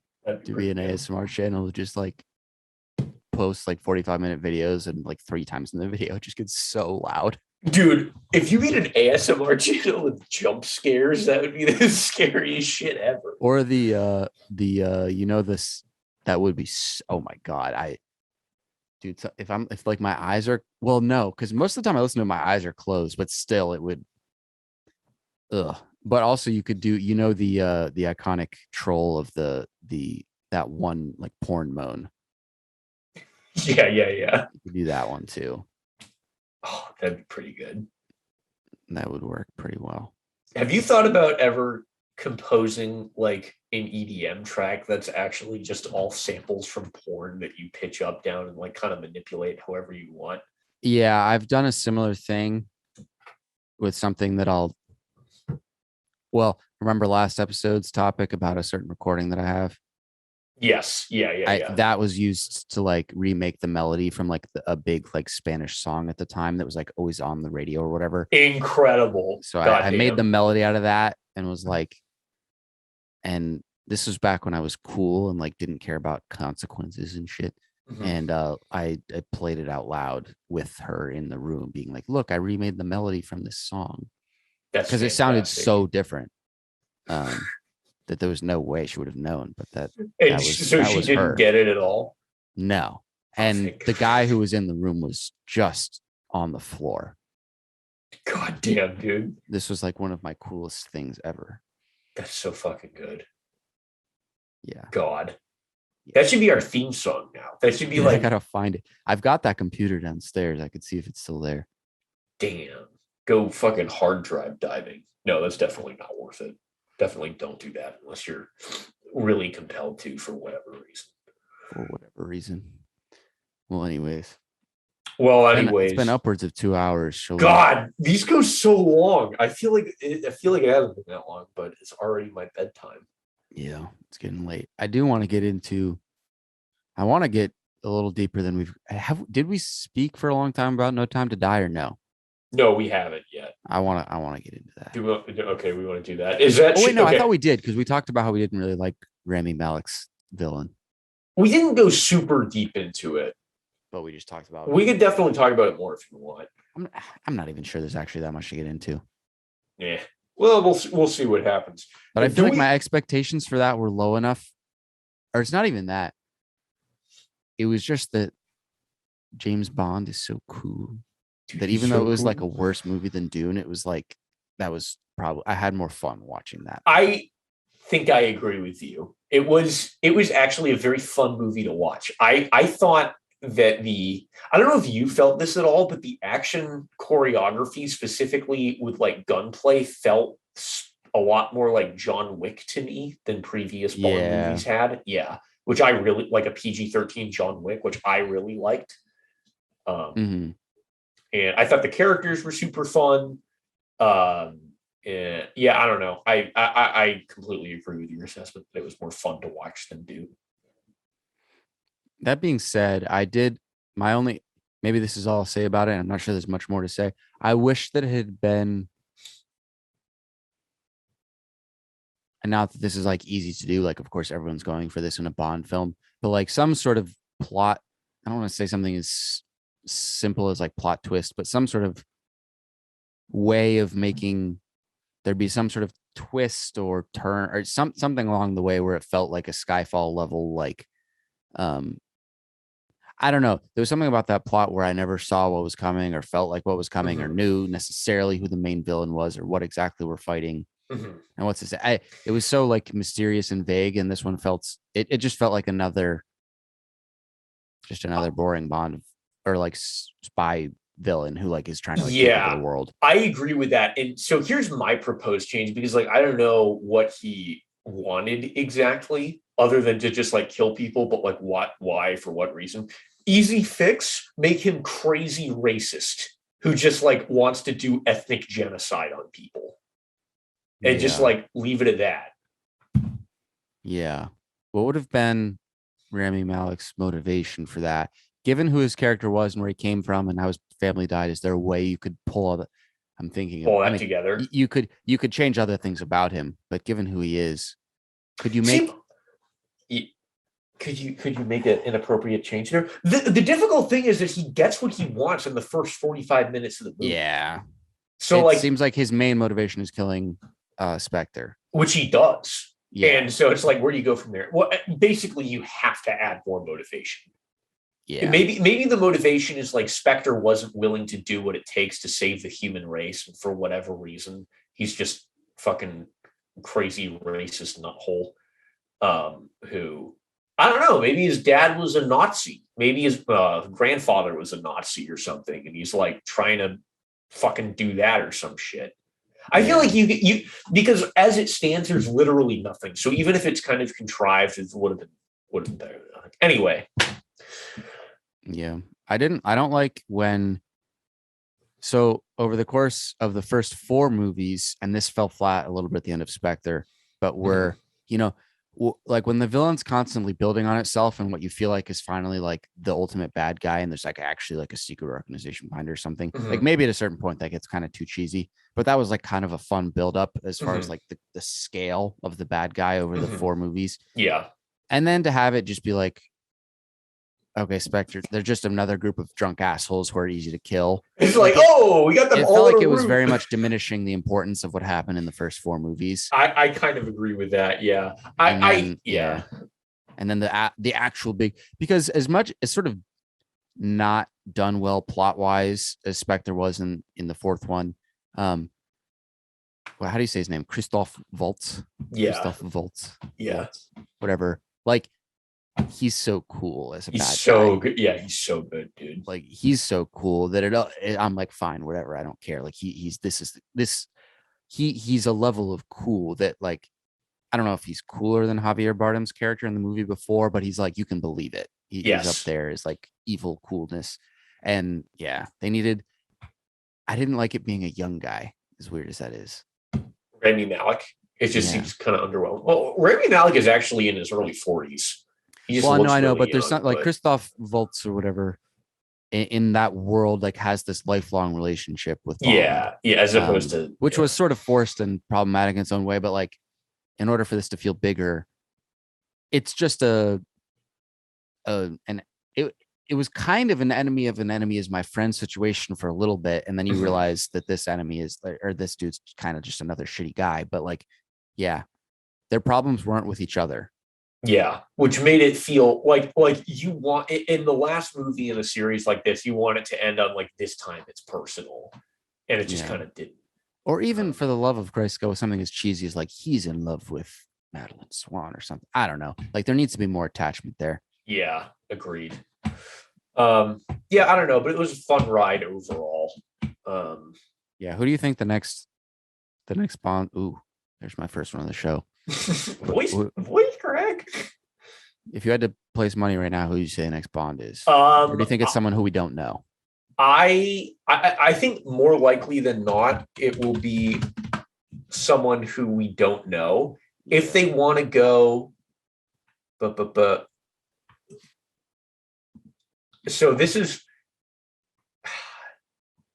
yeah, dude. I don't think know. would be good at it as far as like young British actors? I think the most conventional pick for a good Bond would be Robert Pattinson after seeing him in Tenet. Ooh, that's interesting. He's a boring. He would play a very good sad boy Bond. I think Bond. A really good Bond in terms of just being like a charming but very physically intimidating dude is Omar Sy, who is in a French series called Lupin. Oh, that's another one of my canceled shows. Cursed shows because of the memes. I liked it though. It was really good. He's the main character in that? Yeah. He's like very charming, has like real physicality to him. The only thing is, I don't know how good his English is. Oh, right, he's French. He's a French actor. So, but if he kind of need the British accent. If he can speak English with a British accent, I'm all for it. I think he'd be really. If we could go back and, well, I guess really Daniel Craig and who's before him? Brosnan. What the heck's his name? What is it? Pierce Brosnan. Yeah. He's not even like that special. The world done goofed by not getting 25-year-old is it Idris or Idris? Idris, I think. Idris Elba to do it. Yeah, people always say that. Yeah. I know it's like, I'm not saying that as like a new take, but I'm sad about that. I'm sad too. I would have loved to see his take on the character. Unfortunately, he's probably too old now. Omar Sy, is 43, but he looks younger. Idris is like, he's at that perfect age for like the final stage of Bond's life, but yeah, no, you can't start him there. I think really even Robert Pattinson is a little old. Yeah. Do you think that they're going to go do you think it's going to be a woman next? I don't think it's going to be a woman. I'm pretty sure it's going to be a man. He might not be white, which I think is totally fine. I think you probably can't. Good. Probably needs to happen at some point. At some point, yeah. I don't think you can do. I don't know if you can do Bond who's not male, because to me that's so integral to his identity. I think if they really wanted to the character is kind of so ridiculous, and Craig did such a good job of bringing him like back down to earth and kind of like for the 21st century. Mm-hmm. Part of me is like, just go the complete opposite direction, set the movie in the 60s in the middle of the Cold War, and make Bond just like a piece of shit, like womanizing asshole who ends up getting the job done and is like kind of charming along the way, but is like not a good dude. Because Craig's Bond, like, for all his faults, like he's a He's a brutal very good killer, dude. but he's a good dude. Like, I don't, He doesn't even really have that many faults. he really doesn't. I mean, even in terms of just like versus like the Roger Moore Bond, like I don't think Craig had sex with anyone that was even where consent was like even kind of a question, right? Yeah. No, Yeah. not at all. He's like not at all rapey, seems to be generally like respectful of his colleagues, efficient. Yeah, well, certainly in Kind of a sad today's boy. Yeah. universe, you can't mess around with the former of those two things. I mean, you can still be womanizer, but you can't cross Yeah. the line and present him as a good guy. Yeah. That won't fly. So I don't think I don't think we do a rapey Bond, but I think we do a. I think it would be interesting and fun to do like a Bond who's just like a piece of shit. I That'd don't be know why. interesting. I feel like that'd be fun, specifically set in the 60s, and you can really ham Mhm. it up with the gadgets and the yeah. I mean, that would be the only way to do it because that's the only way you can kind of get away with portraying like you can like justify having your good guy be that much Yeah. of a piece of shit if it takes Yeah. place in the 60s. Yeah. Like, don't worry. We were all assholes 50 years ago. John Hamm as James Bond. Dude, what if they got Keanu Reeves? To be the next James The Bond. name's Bond. James Bond. Yeah, I'm thinking I'm back. I love how forced every line he delivers. But that's part of the character. Dude, it really is. God. It's a brilliant part of that. I love the guy who I don't know if he's a producer or what, but it was like someone asked him like, will there be a John Wick 4? And he was like, as long as they keep making money, we'll keep making them. So there you go. Epic. So Keanu's just dude, wait, speaking of Keanu Reeves, isn't the fourth Matrix movie coming out this year? Yes. I'm excited. Dude, I'm worried. I think it's gonna be whack as fuck, but because I hope it's entertaining. I think that maybe this is my next thing that as I age, I will change my opinion on. But as of now, I still think that the second and third Matrix movies are like masterpieces. I gotta go back and watch them. I think if you're really into consensus. philosophy, that might actually be a take that kind of makes sense. Well, the first one kind of gets you into a lot of the issues. The philosophy of the second one is kind of dumb, like because of course so we actually talk about those movies a ton in philosophy courses, which is lame, but they do come up a lot. So you get the issues that they're getting at pretty well. Mm-hmm. So the second one is dumb, and it's like philosophy stuff. But mm-hmm. as far as just like fun movie, I love the second one. Dude, maybe we should do a Matrix watch through before Matrix 4 comes out, and then see Matrix 4 and then talk about it. Yeah, we definitely need to. I'm going to see it. Matrix 4 could be terrible, and I would probably see it in theaters like 4 times. I mean, it's like now that movies are back, I feel like I have to see every movie that I kind of want to see in theaters. Like, I'm not gonna waste this opportunity ever again. Yeah, and think about like how cool all the voodoo CGI shit was in those 3, and what it's gonna be like now. Oh, dude, I hope it's sick. Like, how sick are they gonna get with Keanu dodging bullets this time? I can't even imagine. I can't imagine. It might be too sick where it's a little bit of the Hobbit problem where the action got too silly. I don't know, dude. It's the Matrix. Yeah. Well, I mean, we'll see, right? I do like that they didn't make Keanu look any different than he does from when he plays John Wick. So it just looks like the same character. Which is all we need him to be. We don't need what I'm confused about though is what is it? Is it supposed to take place like between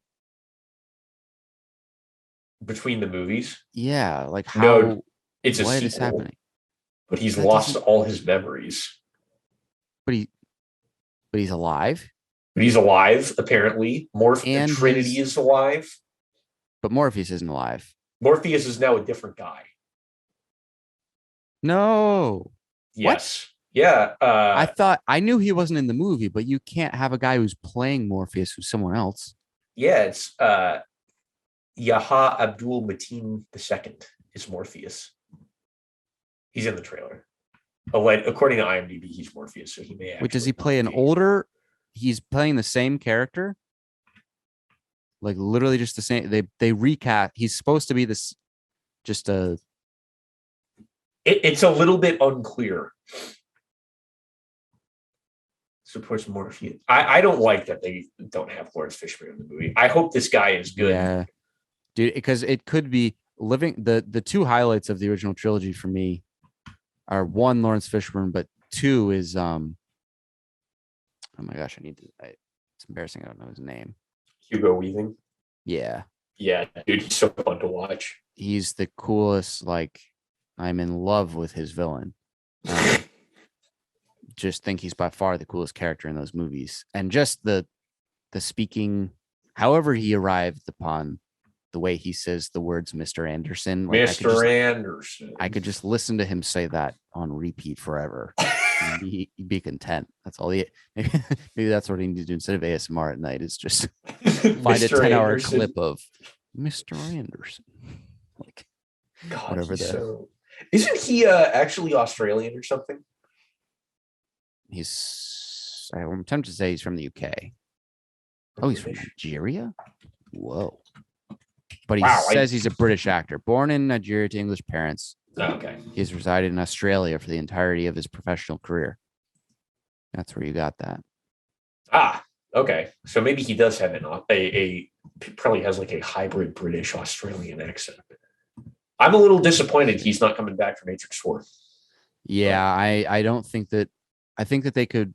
There's certainly the possibility that they write a fantastic film, but like without in the same universe without those two actors, it's not going to feel as good. I can't imagine it will. Yeah, I don't know. We'll see. We'll see. Again, sad they're gone, but hopefully the movie can be entertaining regardless. But they've got an agent in cast, but he looks like just a generic agent.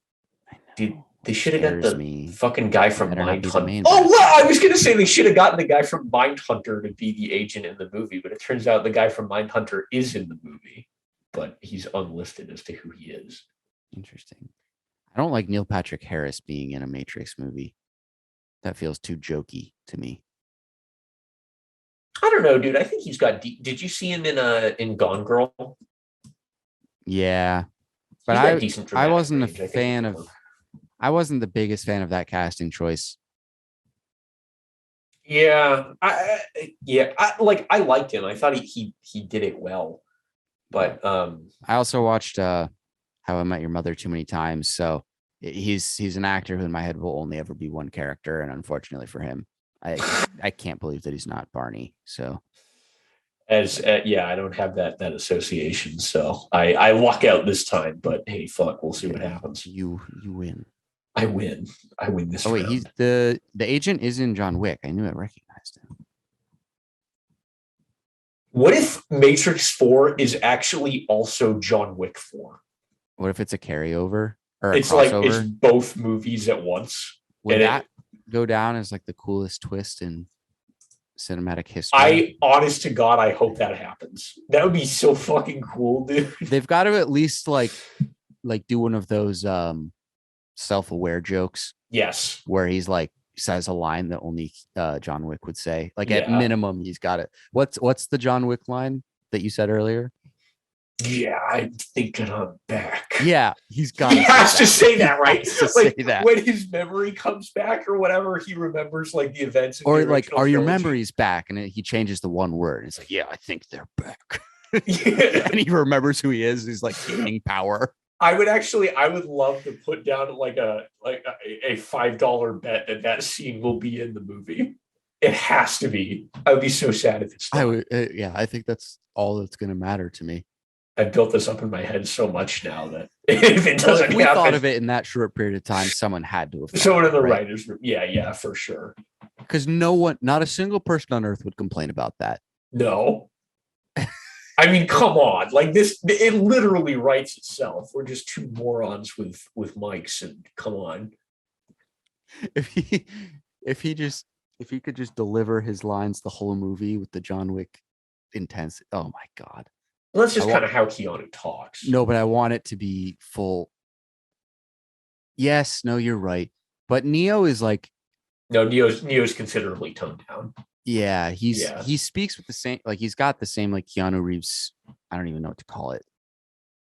Like intonation. I don't know. Yeah, like the rhythm with which he speaks is very Keanu. But Neo's character is very like, he's not soft spoken, but he sounds sad inside, whereas John Wick sounds mad inside. Yeah. It's probably the best way to put it. I mean, to be fair, Neo is just a fucking computer science nerd who's been approached by a bunch of punks. He is. Well, dude. Actually, no, he is, because that's at the beginning all of the that first is movie of him is his brain. So yeah, but I'm saying like it's not really real. It's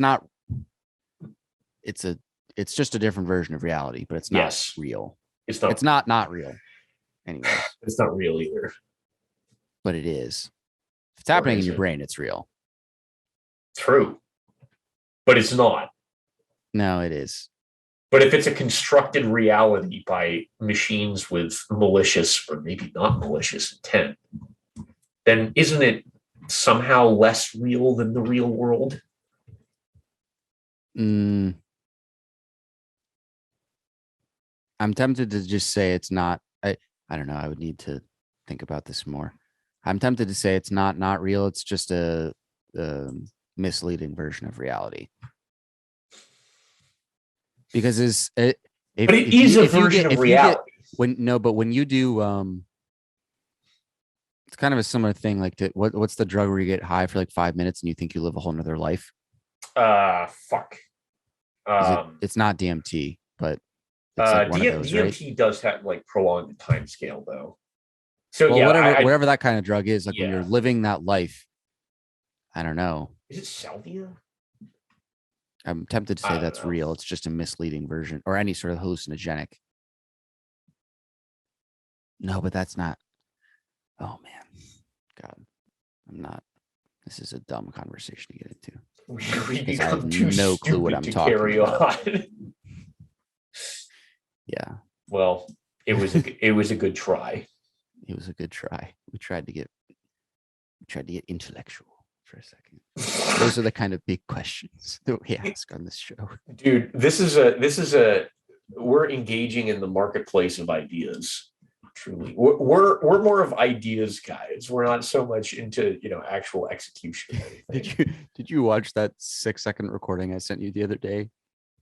Yeah, I watched it and I forgot what it was, other than it's Dave Rubin being a dumbass. What is it's on oh man, I wish I remembered the exact quote, but it's something about being exposed to so many ideas that you get. Oh yeah, you've got it. You've gotten fat on not working out your ideas. So what the fuck are you talking about? My ideas have become weighed down by their own lord. We've gotten fat because we haven't been working out our ideas. We've become mentally fat here. We're not talking about the big. We should change the name to Mental Fat Fucks. I don't think that would pass the algorithm.